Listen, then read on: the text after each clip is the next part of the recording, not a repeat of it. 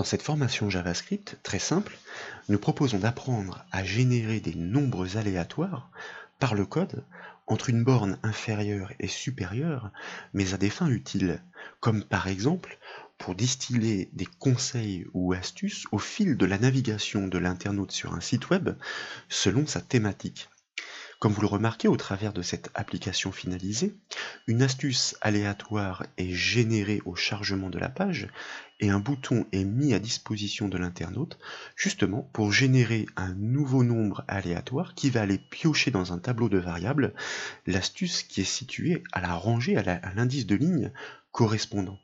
Remarquez de même la présence dans le bandeau inférieur d'une indication qui consiste à prouver que nous sommes en mesure de maîtriser cette génération. Le nombre généré en l'occurrence ici est 21 et il a été construit entre les bornes 0 et 65.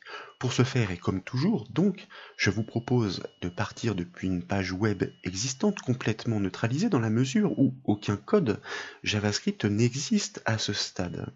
Toutes les sources sont proposées au téléchargement sous forme de fichiers compressés, comme toujours, depuis le site bombage.fr. Une fois que vous aurez décompressé ce fichier, vous obtiendrez la page web HTML principale accompagnée de ses ressources externes et plus précisément ou plus particulièrement du fichier de script externe astuce.js dans lequel justement figurent toutes ces astuces. D'ailleurs, par le biais de l'éditeur, nous proposons de nous y rendre. Ce fichier astuce.js, donc qui consiste en une fonction liste_astuce, qui se contente simplement de déclarer une variable de type string du nom de chaîne dans laquelle sont concaténées toutes ces astuces listées sur des lignes explicitement séparées grâce à ce caractère d'échappement. Constatez la présence entre chacune de ces astuces de ce caractère remarquable, cette barre verticale que nous allons exploiter comme nous l'avons déjà fait à maintes reprises dans les formations précédentes pour découper les informations ligne à ligne et les ranger dans un tableau de variables afin que nous puissions être en mesure de les récupérer indépendamment et simplement. Vous remarquez qu'à l'issue, cette fonction se contente simplement de renvoyer, de retourner cette chaîne complète. Je vous propose désormais d'afficher le code HTML de notre page web principale, celle qui pour l'instant est totalement neutralisée puisque aucun code JavaScript n'est encore fonctionnel. Il s'agit d'une structure classique que nous avons exploitée lors des formations précédentes, la section Head et puis la section du Body, dans laquelle il y a cette imbrication de calque grâce aux balises div, notez notamment la présence du cadre de gauche, d'identifiant colonne gauche, dans lequel nous allons devoir justement inscrire ces petites astuces générées aléatoirement. Vous remarquez la présence d'un calque imbriqué à l'intérieur de ce cadre qui se nomme calque astuce. C'est précisément dans ce calque que nous allons pouvoir générer ces astuces.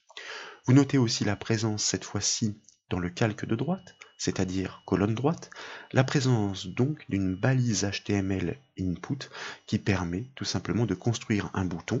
Sa fonctionnalité sera d'appeler la fonction que nous allons créer pour générer un nombre aléatoire et à l'issue restituer l'astuce ou le conseil correspondant.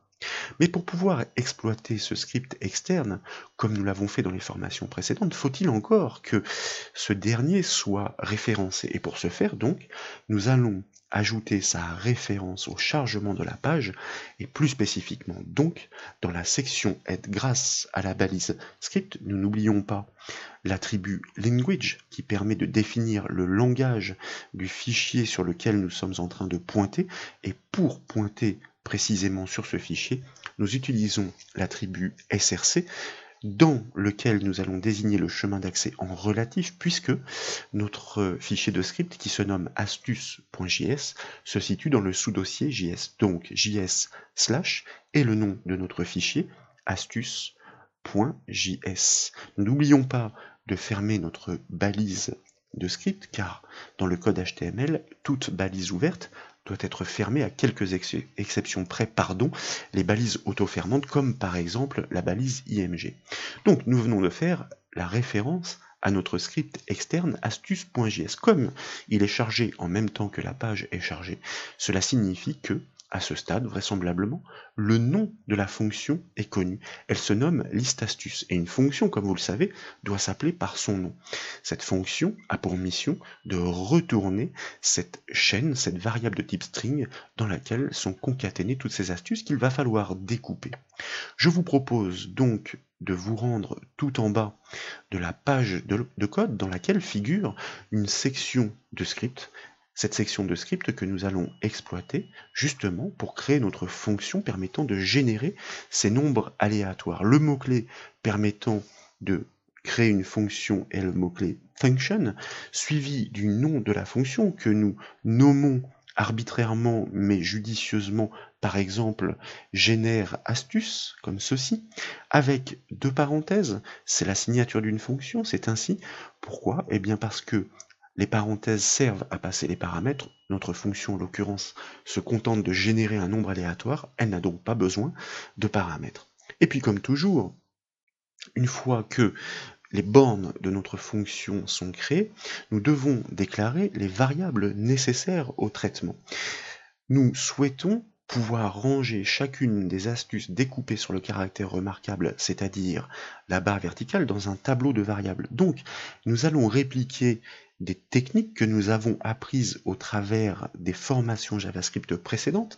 Nous déclarons tout d'abord une variable que nous nommons tab_astuce, qui pour l'instant n'est pas typée. Elle va être typée à la volée grâce à la méthode que nous allons appliquer sur notre variable de type string retournée par la fonction listAstus que nous appelons par son nom, sans oublier ses parenthèses.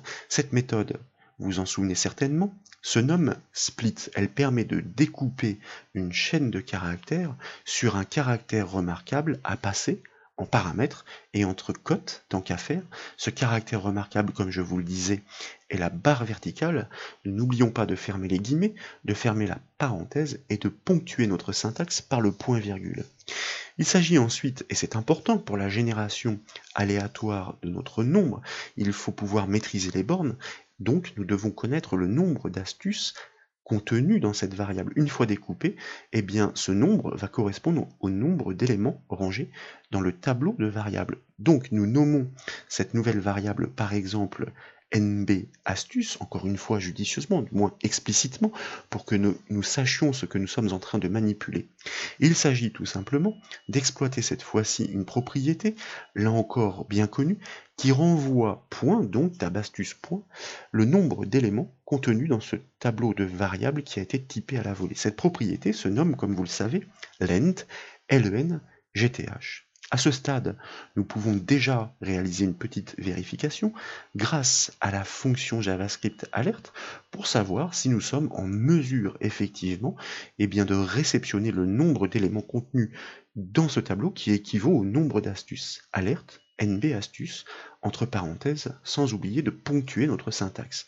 Nous enregistrons les modifications, nous retournons sur notre page web que nous rafraîchissons avec la touche F5 du clavier, et comme vous le constatez fort logiquement, il ne se produit strictement rien. C'est tout à fait logique dans la mesure où, pour l'instant, notre code est encapsulé dans les bornes d'une fonction. Or, une fonction, pour s'exécuter, doit être appelée, et à aucun moment dans cette page web, il y a une instruction qui appelle cette fonction, donc elle ne s'exécute pas. Et comme nous souhaitons que la première astuce soit générée au chargement de la page, eh bien tout simplement dans la section du script, en dehors de toute fonction, nous allons tout simplement appeler la fonction par son nom, et chronologiquement donc, eh bien elle va s'exécuter pendant le chargement de la page, à la toute fin précisément. Nous enregistrons de nouveau les modifications, nous retournons sur notre page web, nous enfonçons la touche F5 du clavier, et cette fois-ci, comme vous le constatez, nous avons bien un message qui nous est retourné, le nombre d'éléments vraisemblablement contenus dans le tableau, 62, indiquant qu'il y a 62 astuces qu'il faudrait pouvoir générer aléatoirement, de manière à pouvoir les distiller au fil de la navigation et proposer à chaque fois une astuce différente. De retour dans notre code, nous allons passer notre instruction de vérification temporaire alerte en commentaire grâce à 2/. Il s'agit maintenant de pouvoir générer ce nombre aléatoire que nous allons stocker fort logiquement dans une nouvelle variable que nous nommons de façon explicite comme toujours, nombre aléa par exemple, pour nombre aléatoire bien sûr. Nous l'affectons à la volée, ce nombre aléatoire est égal à quoi? Il y a un objet JavaScript qui se nomme mat, qui offre un grand nombre de propriétés et de méthodes permettant de manipuler les nombres. Parmi ces méthodes, il y en a une qui se nomme floor, qui permet tout simplement d'arrondir le nombre passé en paramètres à l'entier inférieur, car la prochaine méthode que nous allons exploiter va générer un nombre aléatoire certes, mais un nombre réel avec décimale. Or nous souhaitons accéder à l'une des lignes du tableau, et une ligne, un indice de ligne, est un entier. Donc il faut l'arrondir. C'est de nouveau l'objet mat, mais cette fois-ci associé à sa méthode random, avec deux parenthèses, car bien qu'elle ne demande aucun paramètre, il s'agit d'une méthode, donc les deux parenthèses sont obligatoires. Cette méthode random de l'objet mat va générer un nombre réel aléatoire entre 0 et 1. Pour qu'il puisse être généré entre 0 et 62, ou plutôt le nombre total d'éléments d'astuces contenus dans notre tableau de variables, car il pourrait très bien évoluer, demain en proposer 70, puis 80, etc. Nous allons donc le multiplier par la borne supérieure de ce tableau, c'est-à-dire le nombre d'éléments qu'il contient. Comme un tableau commence à l'indice de ligne 0 et se termine donc à l'indice de ligne NB astuce moins 1, nous ne devons jamais atteindre cet indice de ligne NB astuce au risque de générer une erreur, dépassement de capacité, nous serions en dehors des bornes du tableau. C'est précisément l'intérêt de cette méthode floor qui va justement arrondir à l'entier inférieur, donc nous ne dépasserons jamais la borne supérieure de notre tableau. Il s'agit maintenant de tester ce code pour savoir si nous avons été en mesure de générer un nombre aléatoire qui est effectivement compris entre les bornes de notre tableau, mais qui plus est un nombre converti en valeur entière. Donc nous passons notre variable nombre aléa dans les paramètres de la fonction alerte, nous enregistrons les modifications, nous retournons sur notre page web que nous rafraîchissons et vous voyez que vraisemblablement la première valeur générée vaut 11, puis 7, donc c'est parfait. Il semblerait bien qu'il s'agisse d'un nombre aléatoire, entier qui plus est, et bien compris entre la borne inférieure 0 et la borne supérieure 62, si bien que nous ne dépasserons jamais la capacité de notre tableau. Il n'y aura donc pas d'erreur de code. Nous pouvons donc revenir dans notre éditeur Notepad afin dans un premier temps de passer notre ligne de code de vérification en commentaire. Il s'agit de commencer à penser à restituer ces informations. L'astuce qui correspond à cette valeur aléatoire générée, donc à la ligne, l'indice de ligne correspondant, doit être écrite dans le calque de gauche, mais plus précisément, comme nous l'avons vu en préambule, dans ce calque colonne gauche, il y a un calque imbriqué qui se nomme calque astuce. Nous allons donc prélever son nom, car, là aussi nous en avons l'habitude, la méthode qui permet d'accéder à un élément JavaScript par son identifiant est la méthode getElementById de l'objet JavaScript document, et nous devons passer en paramètre l'identifiant du calque sur lequel nous pointons. Donc getElementById, je le dis à chaque fois, mais faites attention à la case très importante, le E majuscule, le B majuscule et le I majuscule. Le cas échéant, cette méthode ne fonctionnerait pas. Il s'agit ensuite de pouvoir accéder à son contenu pour y écrire les instructions, plus précisément l'astuce. Et vous avez remarqué que certaines de ces astuces proposent des balises HTML de manière à mettre en forme certains termes, la balise strong permettant de mettre ces textes en gras pour pouvoir les restituer. Nous n'allons donc pas exploiter la propriété innerText de notre méthode getElementById pour notre div donc, mais sa propriété innerHTML qui va permettre tout simplement d'écrire dans le calque le div, mais en restituant les balises HTML. La propriété innerText, elle, aurait écrit ces balises en toutes lettres, donc elles auraient été inopérantes. Il s'agit ici de restituer l'astuce. Cette astuce est tout simplement l'information qui est contenu dans le tableau de variables qui se nomme tabastuce, à la rangée indiquée par le nombre aléatoire généré. Donc nous allons pointer sur cet indice de ligne, sur cette rangée, en lui passant entre crochets la valeur de ce nombre aléatoire ainsi généré. Qu'en est-il si nous enregistrons les modifications et que nous retournons sur notre page web et que nous rafraîchissons cette dernière? Vous constatez qu'effectivement au chargement, une astuce apparaît instantanément. Si nous enfonçons de nouveau la touche F5 du clavier, c'est une autre astuce qui est proposée, et ainsi de suite. Remarquez la présence ici des caractères grâce à la balise strong retranscrite par la méthode, par la propriété, innerHTML de notre élément div.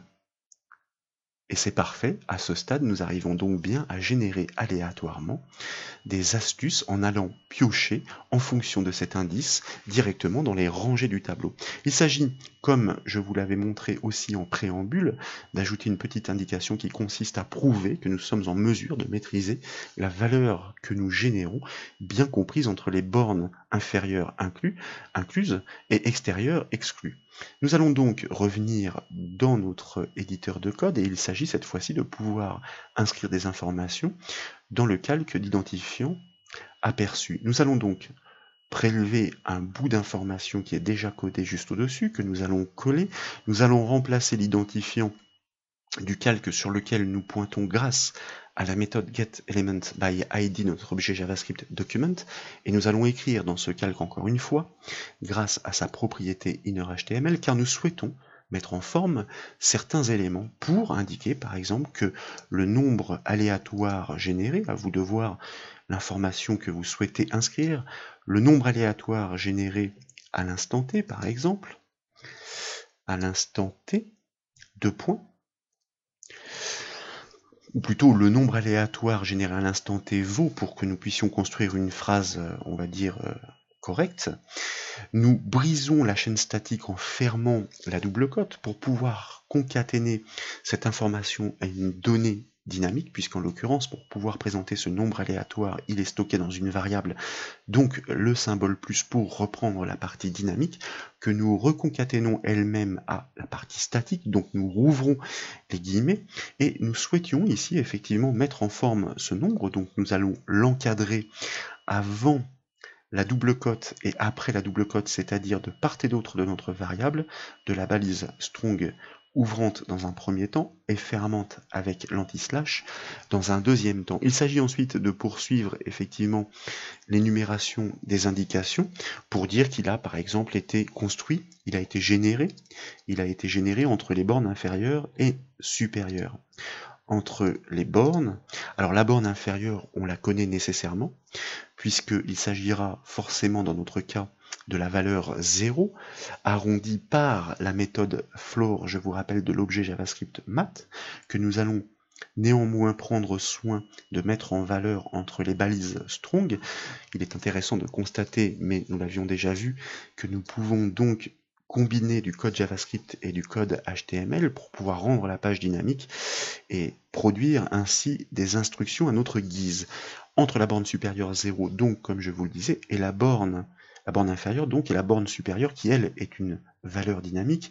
Donc nous bornons notre expression statique pour pouvoir la concaténer avec le symbole plus à notre variable nbAstus, qui est donc cette donnée dynamique que nous allons ajouter à la suite et que nous allons reconcaténer avec la fin de l'expression entre double cotes, de manière à bien penser à fermer cette balise strong, puisque je vous rappelle que nous mettons en valeur ces différents éléments grâce à des balises HTML.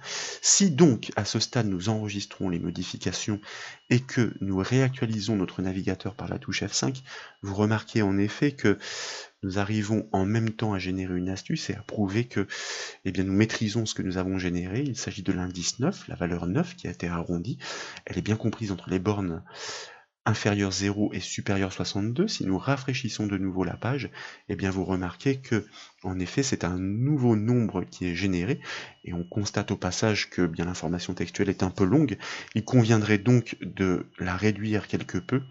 Le nombre aléatoire généré à l'instant T est, pourquoi pas, et puis il s'agirait ici de simplifier l'expression.